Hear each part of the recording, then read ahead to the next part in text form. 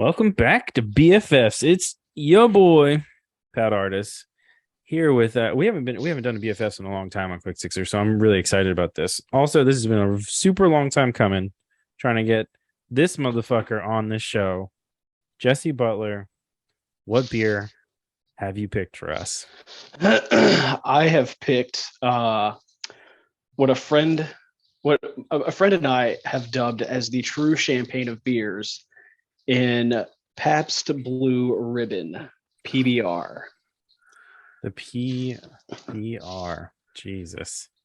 Probably, and I think I can say this without any hyperbole or sarcasm or anything, probably the single greatest beer that will ever grace any Twitch stream. I don't mean that. Okay. As much as I love PBR, I do not fully believe that statement at all. Okay. So PBR, I have some funny stories about PBR, but that's not what BFFs is about. And of course, it wouldn't be a BFFs unless I was drinking it as well. Look at him. And look at this guy. He got the 16 ounce. I have a 6-pack of 16 ounces. Whew. And I just had, you never drink PBR in ones. So here we go. One leads to many with PBR. It really does. So it is what it is. I'm on for the ride. This is the first time this beer has ever graced this show or any Quick Sixer show. So it's an honor. Yeah. Cheers to that. And I'm going to drink it from the fucking can. That's probably a first too. That's crazy. I'm just breaking new ground over here. You really are. We have hundreds of episodes, and this is probably a first. So there you go. There you go, America. We're drinking your beer. TBD. That's pretty fair, honestly. Yeah. So I was going to tell you, I'm going to tell you my quick story about PBR. And then you tell me why you wanted to pick this beer. Okay, cool. And I'll tell you this quicker. Then you introduce yourself. Then we'll talk about PBR. So the quick story about PBR is when Quick Sixer was still recording in California, I was heavy on reaching out to people to sponsor shows, and as longtime listeners will know. But it worked. It worked a lot. So we were sponsored a lot. Got a lot of free beer. And PBR was one of those ones on the list, as well as like most like your classic lineup on Anheuser-Busch is what I'm referring to, is like the Budweisers, all of those. So we reached out to them too. But PBR, all right. First thing to know about this is you can't buy PBR in LA. What? Everywhere, at least. It's just not a common beer to find. Okay. Interesting. I don't want to say I would it's definite you can't buy it there, but I don't think I ever saw it there. Okay. So, and when we reached out, they said we don't have a distribution there, so we can't let you go get it. I said, all right, well, that's that. So long story short, we didn't get PBR on the show because they wouldn't give us anything. Couldn't they just mail it? Is that legal? At that time, you couldn't. Okay. There's so many weird rules about mailing beer that we've broken, but allegedly. Yeah. So the PBR is the red, white, and blue whale, I'd say. Okay. But anyways, Jesse, let's introduce you, and then you introduce me to this and why it means anything to you. Fair. I guess, I don't know, I guess at this point in my life, I would just be Jesse that's consistently and constantly working on Danger Zone video in Mount Juliet, Tennessee. That's correct. We're opening on August 5th. It'll be a physical media store in Mount Juliet.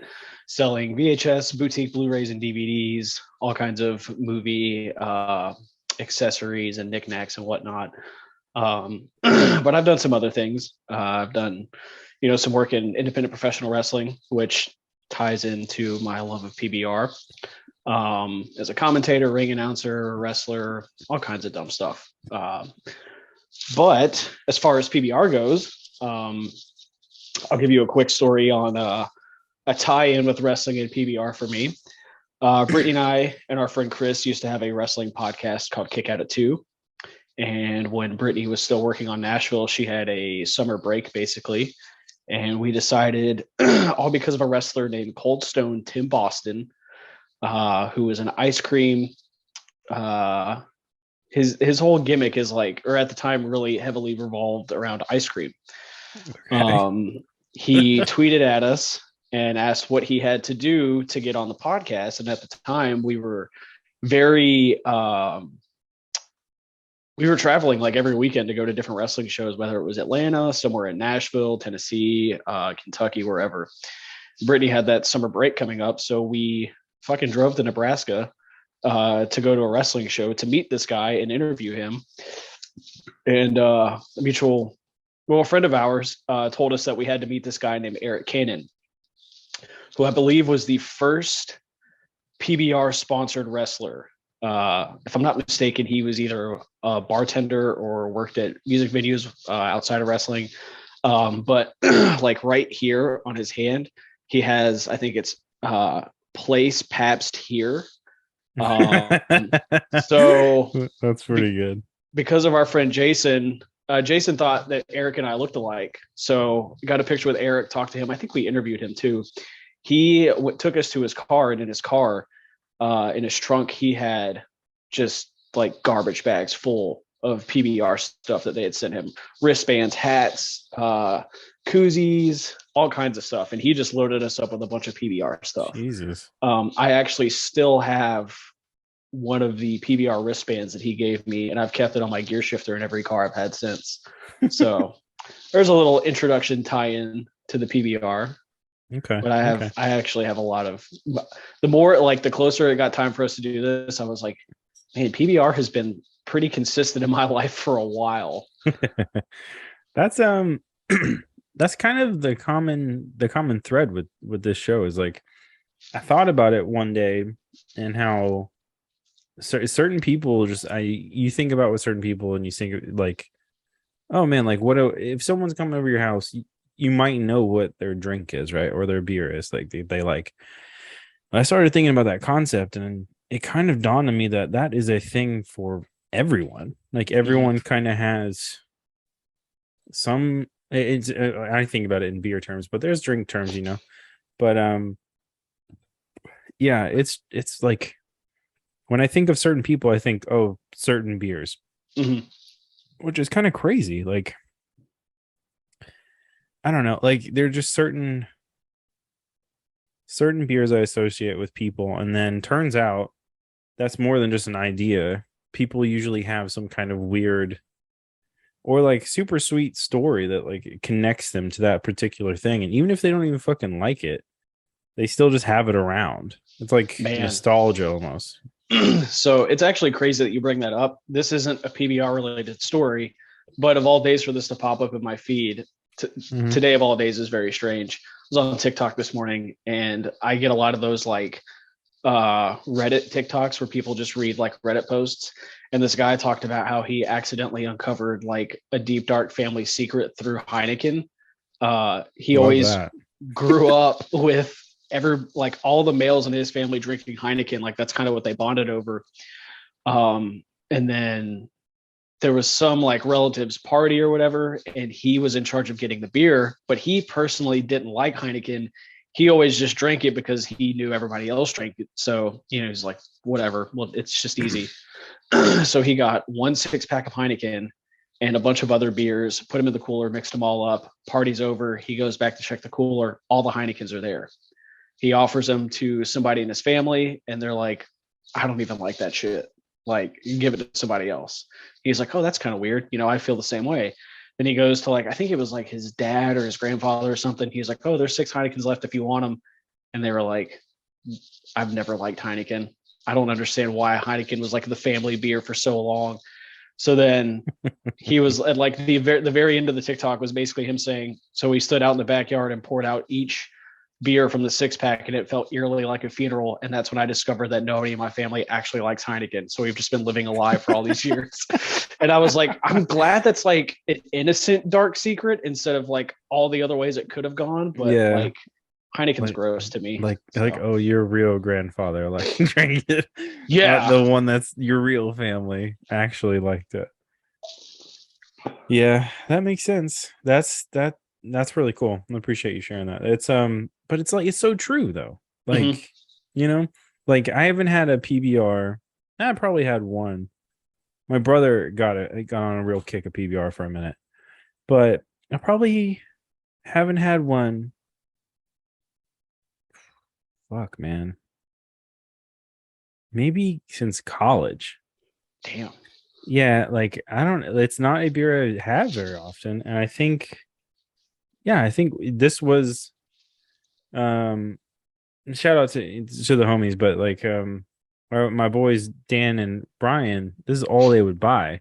Mm-hmm. And we had like designated beer pong tables at everybody's houses. So it was like it was a thing that we was like, oh, well, you can pick up a 12-pack of PBR for less than $10. You might as well just do that. Or, the 16 ounces for what, $6 or some shit. They're basically just giving the shit away. Mm-hmm. So the old house I used to live in with my best friend, it was for a while like the party house. So we had, our beer pong set up, whatever beer games we were playing. PBR was steady in the rotation of beers. Like people would just come over and bring like a 6-pack or 12-pack, whatever, just to contribute. And it was basically just community. Like if you want a beer, go grab it. But PBR was pretty much always PBR and Coors Light. Miller Lite for a while. Okay. And then I had a Miller Lite that tasted too much like cornflakes, and I was like, that's weird. I can't do it. Weird. So that was Coors Light and PBR for the most part. But I can't see it right now, but I have a PBR tattoo. It's very small, but I went on I got my beer taste on Blue Moon because I had a really hard time getting past the actual beer taste. So the citrus helped me a lot. Yeah. And then I went straight into a PBR kick for a long time. So it didn't take long to get there, but once I got there, I ended up getting a small PBR tattoo on my left arm. Insane. Yeah. It's also the international beer of punks, I do believe. So being what is that? Who was at because it's like dirt cheap. Yeah, that's true. I remember going to shows at this old venue called the Muse, and I was allegedly underage at the time. A friend of mine was bartending, and she would just throw beers at me, and I can't count the times. It was either the Red Stripe they couldn't sell, or PBR because they always overbought on PBR because they would run through it. Maybe not that night, but it was usually walk past the bar and have a beer chucked at me, and it was Red Stripe or PBR. Mm-hmm. So those are the two that I feel like people do not. You're pretty right on that. PBR is a very popular venue drink, like just in general, like small concerts especially. Red Stripe's an interesting one because it's only in bottles, so it's like bottles at a venue is kind of interesting just in general. Like that usually doesn't happen. That later proved to be a really bad call. Exactly. So yeah. Yeah. The glass situation is not good. So yeah, I can see this being it's so funny. One PBR, 1 16-ounce at probably like a baseball game. You could buy a whole 12-pack. Like just for their cost. So like they're making so much money over what this is, but it's insane to me. Even if you raise like the price of a PBR, like I don't know, like if you charge like $8 for a PBR, right? Like that's insane. Riots. That's food and a PBR outside of wherever you are. You go to McDonald's, get like $2 to $3 menu items and a tall boy PBR. Yeah, you're a king. You're a king. Yeah. You're eating good that night. All right. I have lived that exact diet more than anybody should. Yeah. Oh man. All right. Well, if that's why you wanted to be is so there's no family connection really. It's just like this was the thing that after you acquired a taste for beer, this was the thing that you got thrown in. So there is a bit of a deeper connection, not family per se, but it started off like Blue Moon, and then I got a beer taste, and it was PBR because it was cheap, and I was poor for a long time. And then I still drank PBR. Then we did the wrestling podcast, and we met Eric Cannon. Yeah. That, and then we started running wrestling shows, and every venue pretty much has PBR. So like when I started ring announcing, I'm pretty introverted, which if you've ever seen me ring announce, you probably wouldn't believe, but I'm pretty introverted. So I had to get like a solid buzz before I really felt comfortable doing stuff.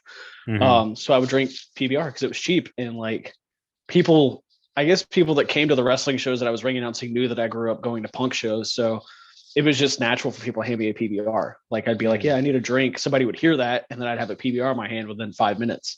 It was kind of cool. That's pretty cool. So there was that. And then when Brittany and I got really close with Shane Parker, who owned Dead People's Things, the first real memory I have from hanging out with Shane was I think he had posted, it was on Instagram. He had posted like this Universal Monsters mummy poster and some other stuff, and said it was available. And I was at work, and I messaged him, and I was like, yo, I'll come by after work if you could hold that for me. So I went up there when his store was still in, I think, White House. I went in there, bought the stuff. We got to talking about VHS tapes and whatever, because he collected. And then he just stopped mid-conversation, was like, do you like cheap beer? And I was like, I do actually like cheap beer. So he pulled out like $20 from the register, went next door, got a 12-pack of PBR, and we just sat there and shot the shit for a couple hours, drinking PBRs and talking. And then when he moved to Goodlettsville, the store in Goodlettsville, that was like really close to where I worked and where we live. So it was nothing for us to just go hang out on a Saturday, Sunday, crack open a couple PBRs with him, hang out, and just listen to all of his crazy flea market stories and digging stories and all that stuff, and plan stuff. So even though I wasn't drinking PBR as much at that time, because I really don't drink often anymore, anytime I was the Shane, there was at least probably 2 PBRs that I would drink. And I can't count the amount of times that I would start drinking at about 10 or 11 a.m. with him and have to stop by about 1 and be like, I gotta go home at some point, so I gotta chill. And he was just like, that's fine, you'll be good. And here's another one. So we just sit there and drink. Brittany had to come get me, I think, once or twice, because I was just like, I'm a lightweight, man. I'm a lightweight these days. But yeah, wow. Shane, I think Shane is actually the one that got Brittany on PBRs too. Because the day I saw her with a PBR, I was just like, I'm pretty sure she had swore these off a long time ago. But then she was like, this isn't a bad beer. This is pretty good. And I was like, it's not bad. Especially for the price. Yeah. As far as cheap beers go, it's one I would pick. I actually prefer it with the bottles. I like the bottled ones, but I know that's not traditional in this sense. So, but that's a good segue. RIP Shane, but Shane did contribute to, I think, at least the idea of what you and Brittany's new venture is going to be. Yeah. Right? Yeah. Oh, yeah, for sure.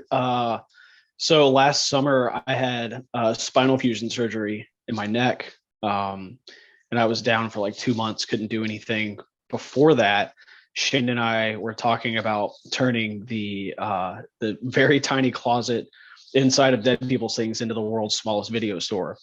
That was going to be a huge project that we were supposed to start. But then I ended up getting neck surgery. He ended up getting COVID. And then shortly after that, he ended up passing away last September. So we never got around to doing that, but it was something that always stuck in my head. And Shane always, if you had an idea and you needed someone to believe in you, Shane was the one.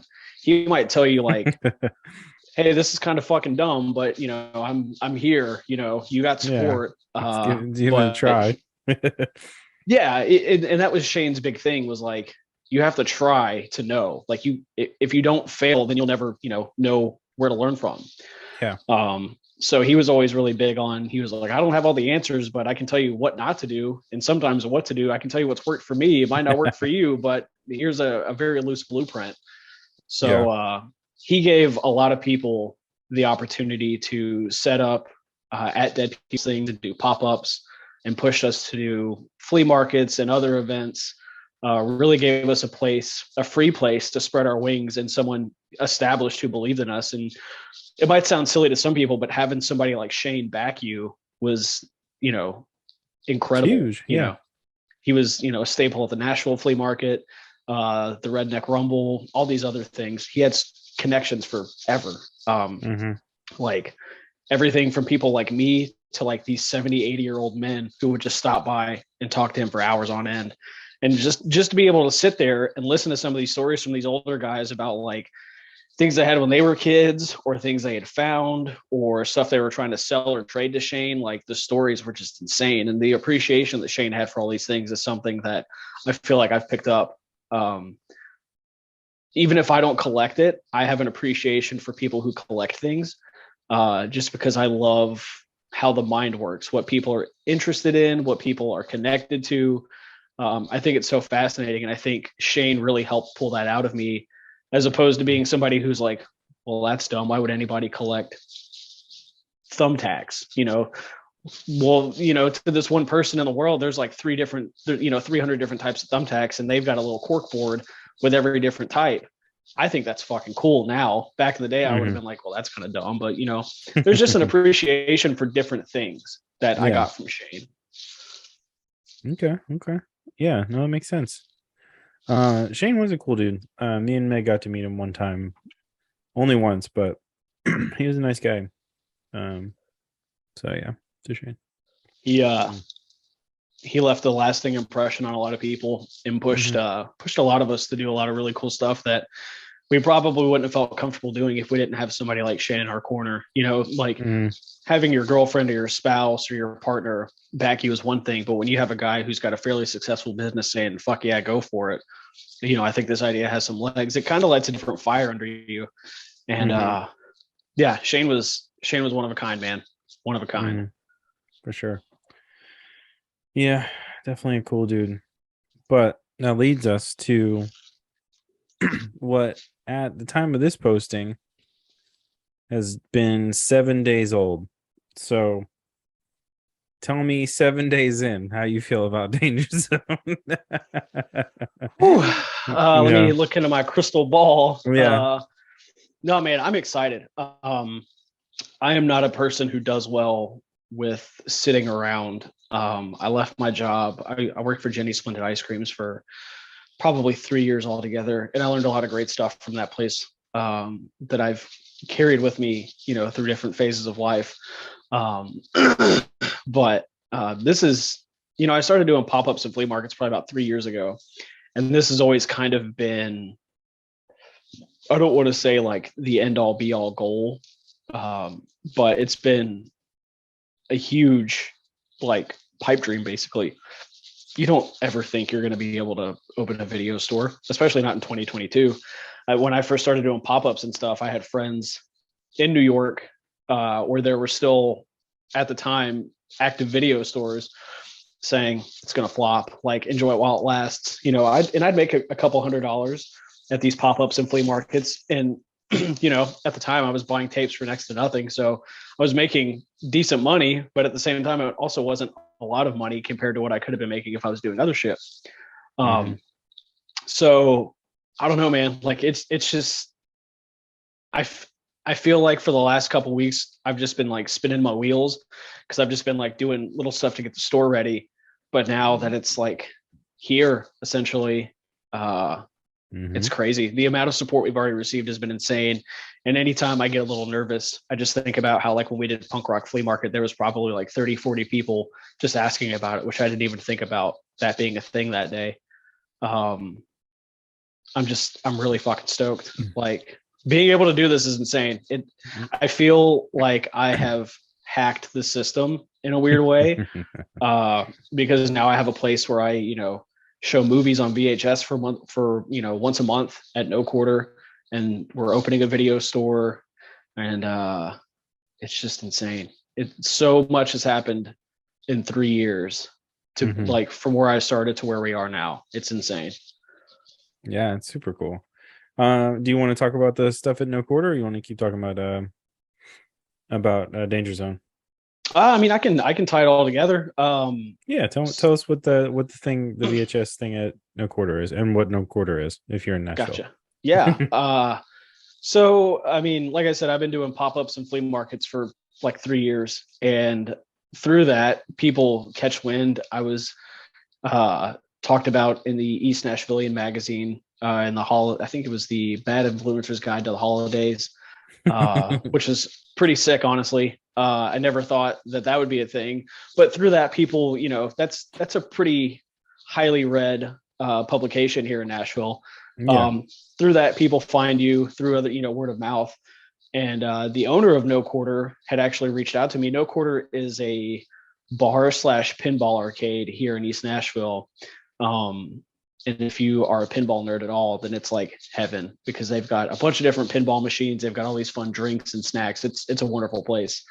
But the owner had reached out to me and asked if I would be interested in hosting movie nights. We did one. He was like, we'll do one and see what happens. So we did one, had a bunch of people come out. He let me set up and sell tapes, made, decent money. What was the first movie we showed? The Arcade. We showed this full moon movie called The Arcade, which apparently only me and like one other person there had seen. It's a fantastic movie. It was a great icebreaker. Okay. And then last month we did Attack of the Crab Monsters. I tried to go. Yeah, I have a real hard love for atomic age sci-fi, so like 50, 60 sci-fi. So we showed that, and that went over pretty well. But after the first one, the owner of No Quarter, Seth, was just like, this is incredible. He was like, I don't know if you saw it or not, but I was grinning like just a goofball ear to ear the entire night, because I was watching this movie and it was a huge success, to the point where he even like went out and bought curtains to hang up like over the entryways to the little room. Really? Show. Yeah, he was like, I want to make it more like a theater and block out some of the pinball noise. So they've been like super accommodating, wonderful. They do themed drinks and drink specials and stuff for the occasion. So we try to do that towards the end of every month. July's will have already happened, I think, by the time this one comes out, but expect one in August. And then, they've been great at supporting us with Danger Zone too. Seth, he's a collector of movies, VHS, Blu-ray, all that stuff. So he told us, when the store opens, he's going to be there. And it's just really cool, the connections that we've been able to make through, doing stuff at No Quarter, and even Bearded Iris now. Like I'm doing stuff with Bearded Iris, which is, as not a beer guy, like I'm not really a beer guy, so it's weird to me that like I'm, doing beer guy stuff. I guess it's strange. What's the thing with Bearded Iris? They reached out to me because when SummerSlam happened here, I guess I'm going to speak about this in the past. When SummerSlam happened here in Nashville, they, I guess, realized how big of a deal it was, which was smart. There's all these independent wrestling shows. There's this huge fan fest thing happening. So they were like, let's get like replica championship belts made and do like raffles, giveaways, Hetty Beast, chicken eating contests. So I emceed and hype manned some chicken eating contests, which is like, that's the shit I've always wanted to do, man. Like, I busted ass in wrestling for like 5 years doing really random stuff. And now I feel like money was always like a weird necessity, because if I'm going to be away from home, I need it to be worth it. But if it's all led to me doing oddball stuff like this, then that's, I always wanted to be a horror host, but if I'm like, now I just want to MC food competitions. Well, yeah. Well, I mean, we got to get you on over with the boys at Anyone Can Die sooner or later. Oh yeah. I know Brittany's been itching to get on that show, but shout out to you boys. But so that happens. That would have happened on the 30th, which is a Saturday, right? This, if we're talking about it when we're recording, this upcoming Saturday. Me and B were talking about it, and I think Quick Sixer might be in attendance. Uh-oh. Yeah. Uh-oh. We'll do a magic. Let's get it. Yeah, no, we might have to let our friends over at Old Bearded know what's going on. Yeah, we'll have to let them know. They need to hook it up. Oh, they will. They're the best. They're the I best. word on the street is Wiseacre is also going to be there. So I'll have to shout out to, oh, okay. I'll have to email them, tell them what's up. we'll get it. Yeah, we'll get it going. That'll be cool. Yeah, I definitely want to go. I already requested the time is with the spouse. Said, Nice. hey, I'm gonna want to go with this. She was like, what? Nah, what? I'm like, yeah, we're going to this. I'm gonna join a chicken eating contest. Eat chicken and I'm gonna get super drunk and it's gonna be great. But It's the summer tradition. yeah, but I'm definitely not going to fucking SummerSlam. That's not happening. No. That like even as somebody who's been a lifelong wrestling fan, I understand summer in Nashville and I understand being around large groups of people, and those two things put together, I'm good. No, I would thank have you. to have gotten like the best free tickets for me to even consider going, which I knew wasn't going to happen. It sounds like So Stoney's going. I think he is. I think It he sounds is. like it. I'm like, dude, have fun. Yeah. Have fun with that. Brave But I guess we'll soldier. get to tell him when we're talking to him at Bearded Iris. Because I think he's gonna go to that. I It think should he be is. cool. Yeah. It'll be cool. It'll be a little meetup. Maybe I'll tell the boys that anyone can die to come over. And then we can Hey, have a big old meetup. It'll be good times. get a big group Anyways, pick. yeah, group pick. Oh my god. Love group picks. Big fan. Oh man. If all right, so what all right, so to go back to no quarter real quick, what are you going to show this month and what is the plan for August if you were to throw it out there right now? So, I guess I It'll be typically, August when this is out, so okay. So the movie that we showed in July will have been Jack Frost, but with not the Michael Michael. Keaton. Oh, okay, I was No. like, what? There is a horror. I know the horror one. Yeah, yeah. It is magical. I was in the shower one day and I wanted to show Uncle Sam. I don't know if you're familiar with Uncle Sam. I know of Sam in the what the fuck is that movie? Trick Trick or or Treat. Treat, but I don't know Uncle Sam. So there's like a 4th of July horror-ish movie called Uncle Sam, and it's a lot of fun. And I really wanted to show that for July, but on the last drive-in with Joe Bob Briggs, they showed it. And while I still could show it, it just It seems like a ripoff, yeah. yeah, exactly. And I was like, well, if I don't do Uncle Sam, I was like, what's a good way to beat the heat in Nashville? Show a winter movie. And then Brittany was like, oh, you could also do like Christmas in July. So I hit up the bartender at No Quarter that I talked to, and I think she's gonna do some like Christmas themed drinks. So I'm pretty excited for that. I haven't picked out a movie for August yet, and typically we do like a secret movie. So even if I did have one, I don't know if I would really be able to say. But I'm also always open to suggestions when it comes to these movies. It doesn't have to be horror. Well, hit me with three options, and then you could tell me after the show. What are the three options For August? Mm-hmm. Oh, the one that I ultimately want to show before all of this is over is a movie called Microwave Massacre, which is not a great movie by any stretch of the imagination, but I love it so much. Night of the Living Dead is very high on my list because it's classic. It's every Halloween I try to end my Halloween by watching that movie, or at least falling asleep to it. And if I had to pick a third one off the top of my head, I don't know. We've been working our way through the Ghoulies movies. I don't know if you've ever watched those, but they are fun. So maybe the first Ghoulies movie. Okay. There's one. Hold on, I'm gonna pull it up.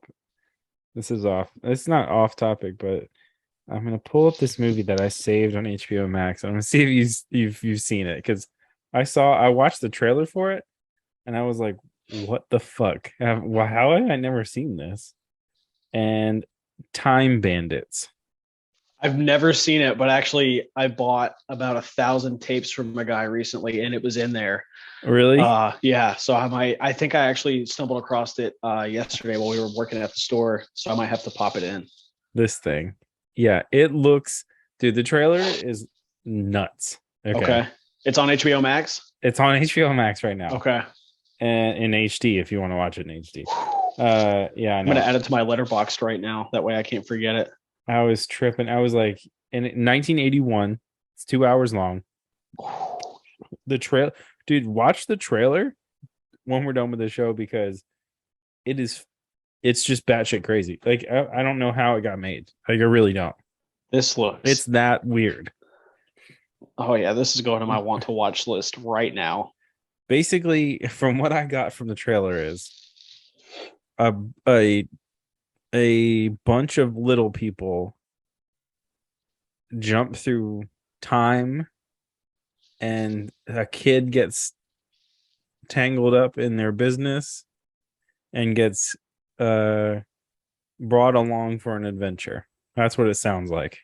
I'm in. But there's Jim Henson looking shit in there. It's very labyrinthy. Have you ever seen Little Monsters with Howie Mandel and Fred Savage? I know the box art. I don't think I've ever seen it though. For some reason, the way you just described it, I'm getting some heavy Little Monsters vibes. Mm-hmm. So I'm 100% in. Oh, dude, I'm gonna watch it. Okay. When I showed Meg, she was like, "What the fuck is this?" And I was like, and she was like, "Gonna take it off the list." I'm like, "Don't take it off the list. I'll never find it, and I'll never remember that name again."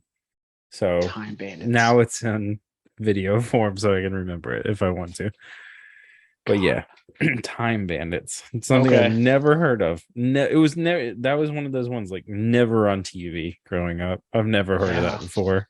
I've definitely run across the tape or whatever in the wild, but never thought anything of it until this conversation. Honestly, I just remember seeing the box in a box of all those tapes that I bought when you brought it up. Guess who directed it? I literally just looked at it on a letterbox and I can't remember. Terry Gilliam. I'm trying to think of other stuff he's done. Yeah, but like not like a no-name director is what I'm trying to say. Yeah, that's like what? You know, here I'm gonna look some stuff up for you so we can figure it out. Did Brazil, Monty Python and the Holy Grail, The Meaning of Life, Time Bandits.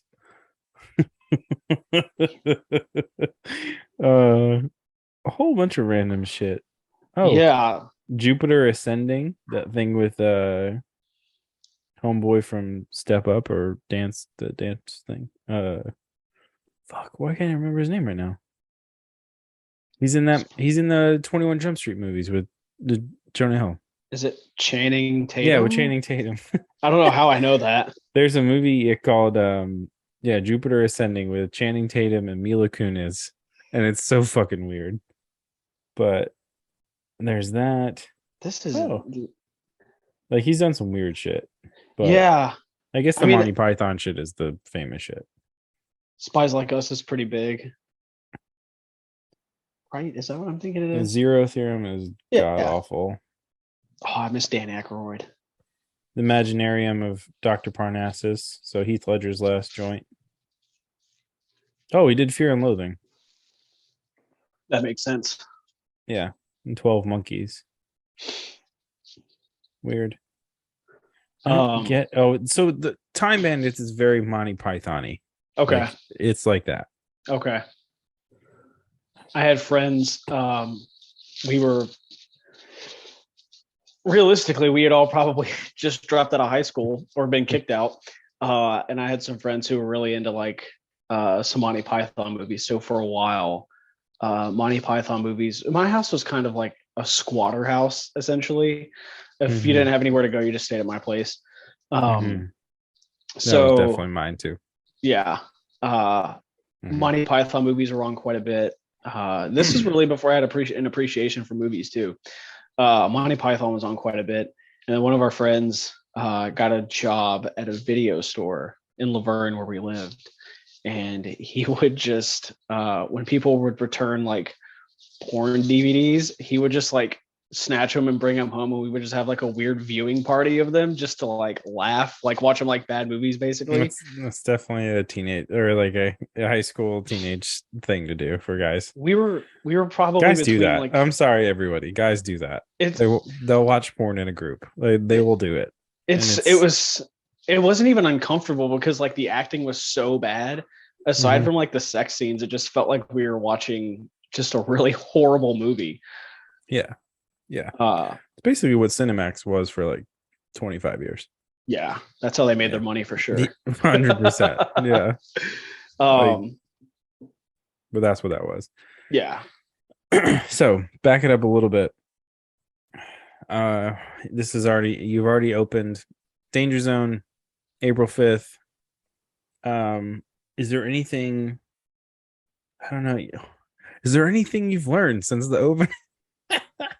No. Is there anything that you're hoping that it becomes? Like, what's the hope and goal? You know, I can answer that first question actually. Okay. As soon as you say that you're opening a business, I'm going to sound like an asshole. There's only one way to say this. I'm just going to sound like an asshole. As soon as you say that you're opening a business and you've like taken the steps to do so, everybody will tell you what to do. Sometimes that's great.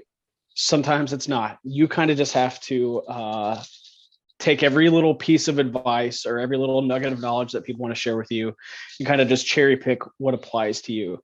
I can't tell you the amount of times I've been asked if we're going to sell VCRs, which I guess is like a fair question. God, I hope so.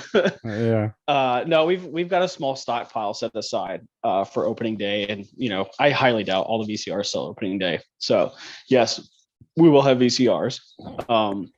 But what I want Danger Zone to become is like, there's nowhere. So like we have media stores in Nashville. We have McKay's, we have The Great Escape, and they're great. They're wonderful. You can go there, find just about any movie you want. But it's kind of a crapshoot because to my knowledge, they're not buying wholesale movies. It's all like a trade basis for the most part, where they buy from, you know, individuals thing.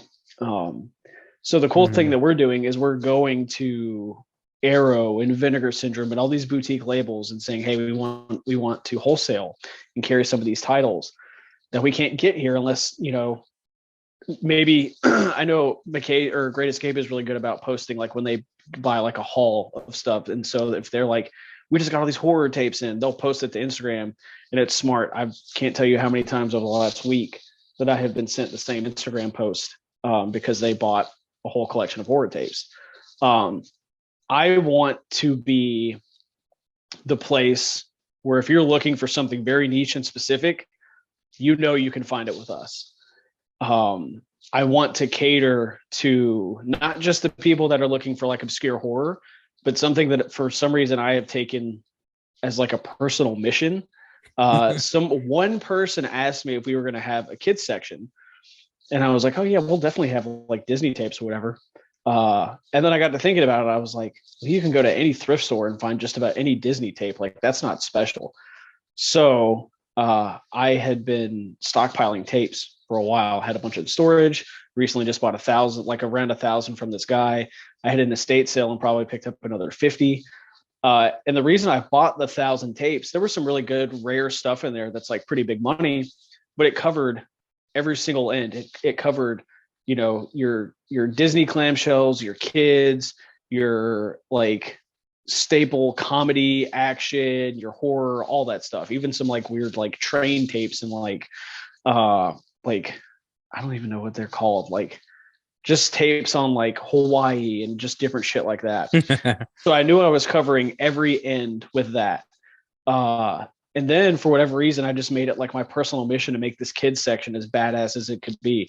And I don't know if like all the tapes that I put in there are like kid friendly by today's standards, but it's stuff that we grew up with. So if those kids don't get it, their parents are at least going to get it, you know? Yeah. I just want to, I don't know. I want to be a place where you can come in and you can find a movie that you're looking for and a movie you didn't know you needed, and maybe even get a recommendation based on something that I've watched, or I can see like, oh, you picked up, you know, this movie and this movie. Well, have you seen The Crush with Alicia Silverstone? Because I absolutely love that movie and never hear anybody talk about it. Or if I see a kid picking up like Home Alone 1 and 2, I can be like, oh, if you like Home Alone, you should check out Bushwhacked. It's got Daniel Stern, who plays Marv, which is another movie I never hear people talk about. I don't want it to be a business transaction. I want to build those connections. That's kind of been like the theme of my life over the last few years with wrestling. I didn't just want to be a ring announcer and commentator. I wanted to like tell stories and build connections with people, get people invested in me and the product, whatever I'm working on. So I've kind of carried that over from wrestling, and it's like, you can go to any store and buy a movie and that's that. It's so sterile. It's so just in a way gross, you know, like it's cool. Like I actually was hunting for a DVD in Walmart like 2 weeks ago. A buddy of mine put like, I think he was a director on this movie called Cyst, and I saw that it was available at Walmart. So I was like hunting Walmart online trying to find this, and it was nice to have that feeling back, because the Best Buy by us doesn't sell movies anymore. And I knew I wasn't going to find it anywhere else right now. So I was just on the hunt at Walmart looking for this fucking DVD for like weeks. That's what I want. I want people to come in and find a movie that they were looking for, a movie they didn't know they wanted at the time. And then just be able to build that connection with people, you know, whether it's, you know, a horror recommendation, a comedy, family, whatever, some weird cartoon. I just want to build, like, I want to keep building the physical media community in Nashville, because I mean, over the last 3 years, I've already met so many people. And when I started doing this, I had no idea there was, like, when I started collecting and posting to Instagram, I had no idea there was an actual community. And then I found out, like, really quickly, but there's a lot of people that still collect, especially within the area. And then when things opened up after lockdown, I was going to Great Escape and thrift stores, and I was seeing people I didn't know buying tapes. And then I've met those people at some of the events that I've done. And now some of those people are like the most excited people for Danger Zone. So I don't know. I want that like community sense where you can tell me about a movie, I can tell you about a movie. And I've even gone as far, like, sometimes a buddy of mine came to a flea market I was doing, and we were trading movie recommendations, and he was looking at a movie. He actually had it in his hand. It was The Crush, actually, or maybe it was The Babysitter, another Alicia Silverstone movie. Fantastic. I was like, have you seen that? And he said, no. Is it good? And I said, take it. Don't even pay me for it. Just take it home, watch it. If you like it, you know, pass it on to somebody else. I just want people to see that movie. That's what I like. Making money is cool. And yeah, it's a necessity, but it's just like building that community that I really appreciate. Nice. I like that elevator pitch for Danger Zone. Opening April 5th. August. Fuck me, dude. God, it's all these stupid PBRs you made me drink. Hey, man. August 5th, 2022. You know, it's the second time I fucked up that date, right? Yeah. I said 2020 on a previous show. God, imagine doing it then. Holy I know. shit.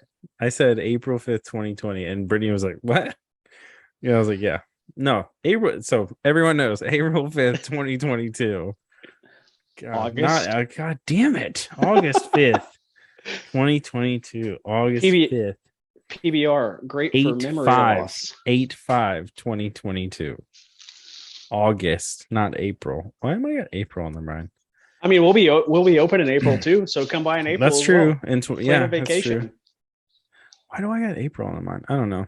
That's weird. Actually, let me see. Let me see what day April 5th falls on.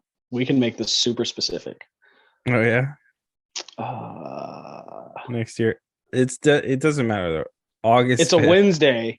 Okay. April 5th, 2023 is a Wednesday. So unless we adjust our hours, we will be closed that day, but we will definitely be open April 6th, 2023. But grand opening is August 5th of this year, 2022.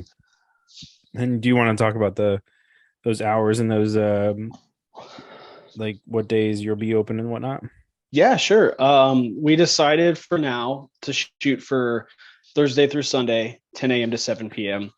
We were going to do like 10 to 5 or 10 to 6, but as somebody who worked in offices for a very brief period, I know how annoying it can be. Like when you want to go somewhere and it closes at 5 or 6 and you don't get off till like 5 or 6. So it's not like we'll ever, I'm not going to give a fuck if somebody comes in at like 6:59, like this is what I love. So I don't care. I'll be there forever. So I was like, well, what if we stay open until 7? That way, if somebody's coming home and they're like, well, I don't know what I want to do tonight, let's go grab a movie. That was always the charm of the video store to me. You just swing by after work, grab something, and maybe you get a story out of it, maybe you just get a movie and a box of candy, whatever. But it's something quick to do on the way home if you just don't know what you want to do. So I decided, let's shoot for that, see how it goes. But for now, it'll be Thursday through Sunday, 10 a.m. to 7 p.m. That way I can catch like a slight break one day, or if I get a text or a message saying, hey, there's this crazy haul of tapes in Minnesota, dudes selling them for dirt cheap. All you got to do is go get them. I can take my stupid ass to Minnesota and buy all these tapes and do that shit all over again. The dedication. I'm currently, I'm not going to divulge too much information right now, but I'm currently in the process of trying to track down somebody in New York, so I can potentially buy some really sick shit. So in upstate New York or New York, New York? I think it's upstate, towards upstate. If I give away the city or town, I'm afraid people will know what I'm talking about, but I will definitely tell you when we're done. Okay. So not to be like super cryptic or anything, but I mean, have fun with that. I go up something hour drive. I go up there like anywhere from like 3 to 4 times a year for a specific wrestling booking that I do. Usually I fly up. But I was like, I texted my buddy who runs the wrestling show. I was like, hey, how far is this from you? He said it's about 4 or 5 hours north, and he's on Long Island. And I was like, cool. If this goes through and I can figure all this out, don't fly me up for the next show. I'll just drive and do this. And he was like, you're fucking insane. You're a madman. Oh, man, that's like, crazy. For real. I spent a lot of time driving. What's another 40-hour round trip? Yep. I say it now, and then in the thick of it, I'll just be like, you're gonna be like, fuck this. 2 days there, 2 days back. No. But I guess if you have to get a substantial haul, then it's worth it. Yeah, just completely weigh my car down and have to get gas every like 5 minutes. 2 or 3 hours. Yeah. God, hell no. For the love of the game. Yeah. Well, I don't even know what better way to end it. I mean, Danger Zone video open August 5th, 2022. This will be after, so go check it out. Do you guys have? Does it have it? What's the address? So people can check it out if you want. We can add it and post it. No big deal. Okay, yeah, because I don't remember the actual number. I just remember like where it is. Yeah, I have specifically blocked out the address so I can't tell people because while I've been working there, I've been trying to keep people. I don't mean this to sound rude, but I've been trying to keep people away while I'm working because I knew I had a tall task ahead of me doing all this essentially by myself on the weekdays while Brittany was working. So I wanted to keep as many distractions away as possible. So I would just go in there and do all the shit. And then I had Kenny showed up one day and I didn't know who he was. Yeah. And I was like, fuck's going on? And then some people showed up yesterday. Yeah, pretty much. And then I was like, oh, okay. Yeah, I connected the dots and we talked for a bit and he was a super awesome guy. And then we had some people show up yesterday that I wasn't expecting. And I was like Brittany got to see me go into like full hermit mode where I was like, what the fuck is going on? How did you find me? It was great. Yeah, that's awesome. August 5th, 2022. I will be there mainly because it's down the street from my house. So why not? Oh yeah, I pass you guys just about every single day. You have to get to there. So there's literally no way around it. There's no escape. There's no escape. You have to pass our neighborhood. One day, you are going to leave your house and you will just have at least one Keystone Light sitting on your porch. Oh God, that was the alternative to this PBR, wasn't it? It was, and I only had one real story to go with that. So okay, we made the God. better. We made the better choice. Oh, Keystone Light, man, that would have been a first. I'm actually curious if this will be the first check-in of this for me on Untapped. Let's see. Let's see if this is it. Oh, So Brittany knows, as we talked about on Brittany's brew review, which is out now if you're listening to this, that I'm on the path to 1,000. And oh man, just scan this label. I need you guys to see this. 0 check-ins from your boy. Whoa. Told you, dude. Damn. Oh my God. So now we're one more closer to 1,000. Yeah. So after I check this in on this particular day and time, this will be my 1,600th check-in. So 1,600, but my 926th specific beer. Damn. How long do you think it's going to take you to get to 1,000 from here? Oh, I'll get there this year. 100%. Okay. Like no chance it's not happening. Like okay. No chance.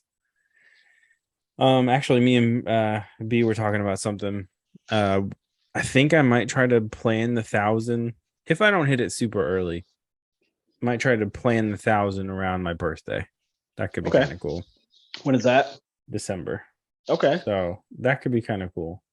But we'll see. That's kind of like I feel like I could hit that anytime. Who knows? Who knows? Yeah. He knows what the world holds, you know. You're not far off, and I feel like Nashville has become a bit of a beer hub, like brewery wise, and just like what we're starting to carry now. As somebody who's not really a beer connoisseur, I just see what Brittany gets and what Brittany talks about. Oh yeah, I know. It's definitely growing. That's for sure. Yeah, and we want to be a part of that. So we're trying our best. But yeah, they got a bunch of cool breweries, but I don't know. I've said multiple times on our shows what my favorite is. And yeah, if you came out on the 30th, you already know. So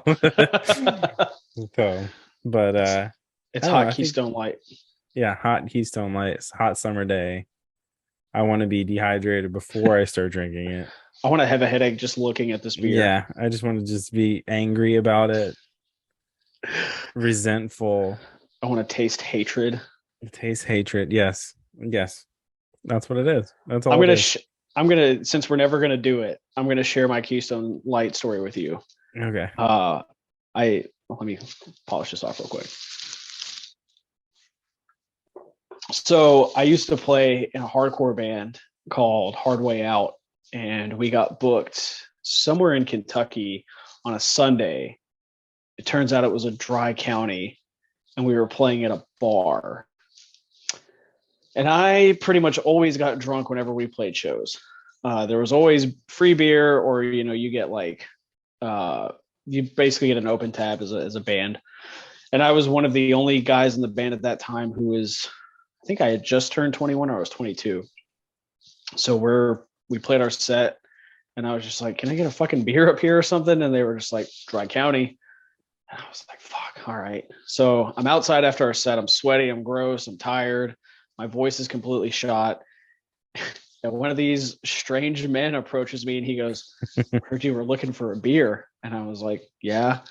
And he was just like, we got some in our van. And I was like, well, let's go. Van beer? Okay. Yeah, I got in a van with a band that we played with. I wish I could remember their name, but I got in a van with a band that we played with, guys I had literally just met in that moment. And they said, we've got beer, but it's just hot Keystone Light that we got last night. And I said, fucking pass it on down. And we put back, we put multiple, back more than one. Oh yeah. Oh my God. The more you drank, the easier it got, but it was a fucking fight from the start. Oh my God, dude. Yeah, that was my. I don't think Keystone Light has ever graced my lips, and I don't think it might not ever. People shit on Keystone Light, but it came in clutch that day. No, well, maybe debatable. if that was good or not for you that day. Oh, it 100% wasn't, but Yeah. No. Yeah. Oh my It's God. fine. Everything's fine. Mm, It's better now. sure. I'm not drinking God. hot Keystone Lights, Fuck. playing in You dry graduated. counties. Graduated to PBR. That day caused me to research if we were playing out of In dry state, which counties. yeah, I was like, Yeah. can I get booze here? But now Yeah. I Just don't drink bring that often something. anymore. Yeah. Yeah. Man. Dry counties. Dry counties are a weird thing. Especially in the South. They really are. I mean, it's like this. I mean, the South hasn't. It's still stuck in the past, but like when Prohibition, I feel like they just kind of stopped when Prohibition hit. And they're just like, this works. Like the whole South. Like, we'll go there. We'll do this.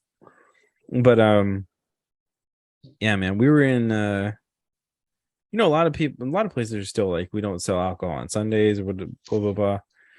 Or you have to wait till afternoon or some shit. Yeah, so I was on this show. I think I've told Brittany this before, but I was on this show in Jackson, Mississippi for 6 months.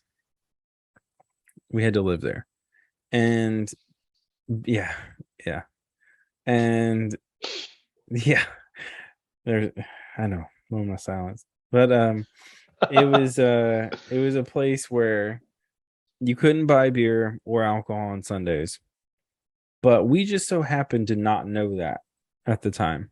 And we were staying at these apartments, and across there was like this park across the street, and across the park, like next to the park, was this Walgreens. And we went in there not knowing you couldn't buy anything. Turns out their internal system did not read that law. And you could, in fact, buy booze and beer at this Walgreens whenever you wanted to. Like, there was no time limit. There was no day you couldn't buy. Found the loophole. It was just that Walgreens. And I feel like it was just that person too. They're just like, yeah, like whatever. Like, we'll sell you whatever the fuck you want. They don't make enough money to care. Yeah, there's like, we're in. I mean, we'd be stopping in at like 2 a.m. or whatever, like buying whatever. And they'd be like, just happy to see somebody, I think. But yeah, that place came in clutch a few times. Did you ever buy Big Flats from them? Big Flats? Like a pallet? No, I think it came in 12 or 6 packs. I don't even know if it's still made, but they sold them at least by where I lived in Laverne, Smyrna. They sold a beer called Big Flats, and I'm pretty sure we bought an unrefrigerated 6-pack for $1.99. What? Cooled it off, tried it, and it was hands down. I would rather drink the hot Keystone Light any day over Big Flats. All right, I'm looking. Oh, so Big Flats is a brand. Okay. Yeah. Big Flats. Oh, I wonder if you got. So there's Big Flats 1901 and Big Flats 1901 Light. I wonder which one poor Jesse drank. I couldn't even begin to tell you at this point. Oh, dude, that was awful. So long ago. Oh, it was bad. Dude, it's rated so bad on here. 1.92, 2.08. Brittany doesn't even like judge shit that harsh. Let's see. And she fucking put some low numbers on some shit, man. Fucking nailing them. I feel bad for some of the beers that we have. I don't know this. Like, since I'm not on Untapped, I don't know. Look like this. Yeah. It's got like the wheel or whatever, or like the whatever the fuck that thing is called. Yeah. That's it. That's the one. That I don't know if it was light or not, but holy shit, was it bad. I'd rather drink Steel Reserve.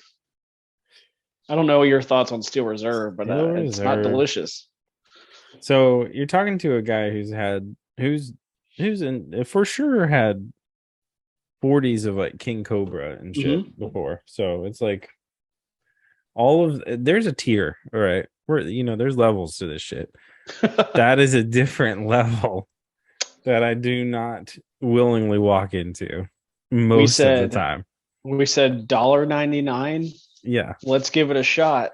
And you gave it a shot. That's it. It's yeah, all yeah. deserved. It's all it I'm ever pretty deserved. as punk as I'd like to think we were. I'm pretty sure that beer never got drank after that. Yeah, there's a certain point where you pour it out, and it's Yeah, like you feel bad for it, and you're like, someone worked on this. Like I don't know who. They actually, weren't qualified, probably, but I think somebody drank. So I think we opened one, and we, if memory serves, if we opened one and all took a sip, and we're like, there was a collective, absolutely the fuck not, and then it stayed in the fridge for most of the night, and then we were running low on beer, and one of the guys was just like depressed, and he was like, "I'm gonna drink it. I'm just gonna drink it. I have to." And we were like, big "You flats. you don't have to. Like, we can just pour it out. It's fine." $1.99 was a lot of money for us at that point. It was probably like 2000. Should 12, stick with 11. Oh, I was Yeah, gonna say you should it was stick with more 2000 on it was more recent than it should have been.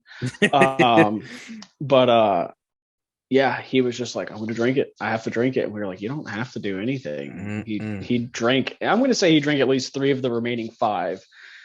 Oh, Yeah. He poor liked to soul. hurt, He died that apparently. night. He didn't make it past that night. Yeah. R.I.P. R.I.P. in that peace. man. Yeah. Big flats. Yeah, it's bad stuff. Oh Don't my advise. God. I will never advise that to anyone. No. So here's your fucking warning right now. Don't ever drink that. Ugh. Actually, Seek you know out what? the Now hot I'm gonna Keystone. seek it out. I'm gonna find that shit and drink it. I'm Maybe surprised it that'll even be the came up. 1000th. Maybe that'll be the 1000th beer. Don't do that. You worked too hard to just let yourself down like that. That's fucking Big Flats light. Oh, God. Oh, Look, it'd be a terrible idea. I mean, at this point, we were actively seeking out, like, we got one of the like beer and tobacco stores by the house to get beer 30 for us. So we had beer 30. Beer 30 is not bad. We ran through a 30 rack of it in a night. Yeah, and as you do, you don't let that sit. Absolutely not.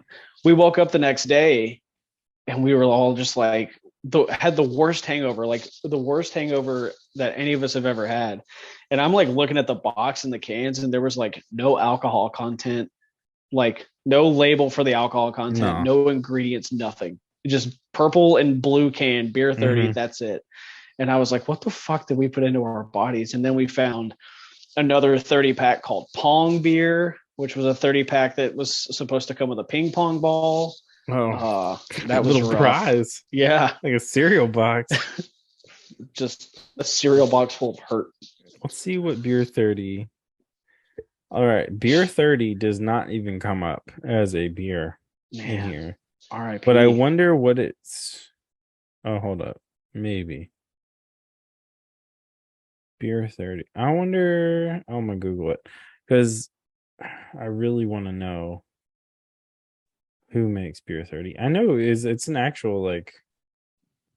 Oh, that makes sense. Oh no, that's not it. No, that's a song. There's a song apparently. Nobody should be writing songs about beer 30. Here it is. Here it is. What a travesty. Anytime is the right time. Beer 30. There's beer 30 light as well. Okay. Who makes this trash? That's exactly what it is. It's just trash juice. It really is. I mean, if you got $15 to blow and you really want to get drunk, there's not even $15. It's not, no way. I think it's 15 after tax. No, it's like $5. God, it barely covers the aluminum cost. Like you could get, if you had $20, you could get like 8 Big Macs and a 30 rack of beer 30 and be the richest man in the land. Oh, dude, the richest. You be the dude. Oh my God, there's a beer 30 ice. Oh, it's black and purple. Oh, that made my spine tingle. Yeah, God. Trying to figure out who the fuck. Like, how do you drink? Or it's 14. You're right. It's $14.99. What the fuck? Who makes this shit? It does not say on the side of the box. Literally nothing. It doesn't say shit. It's like a phantom beer. Beer 30. Who makes it, man? This is a challenge. I'm gonna Google it on the computer because I'm also on the computer, so we can figure this out. Who makes beer 30? I hope nothing comes up. Melanie Brewing Company. That sounds fake. That sounds like a money laundering scheme or something. Melanie is like Melanie, out of Wisconsin, so the same place we're drinking this bullshit that you have been drinking tonight. Guess the percentage.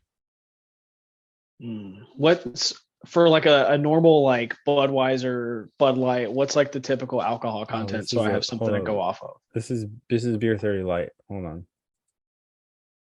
Beer 30 light is a 4%.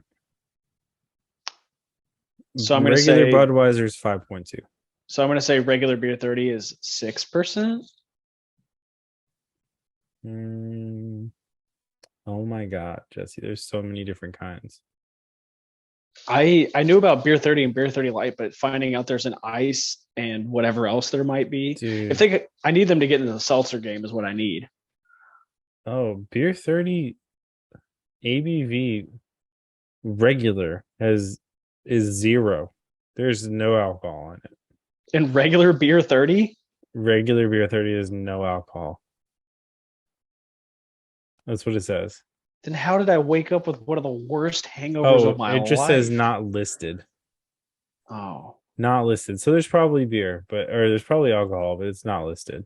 I hope it varies by can. Like one can you got a 12%, the next one you got like 0.5. They're high though, so there's chance because a lot of the beers that this company makes are high gravity. So like a good number are 10. There's an 11% one. Jesus Christ.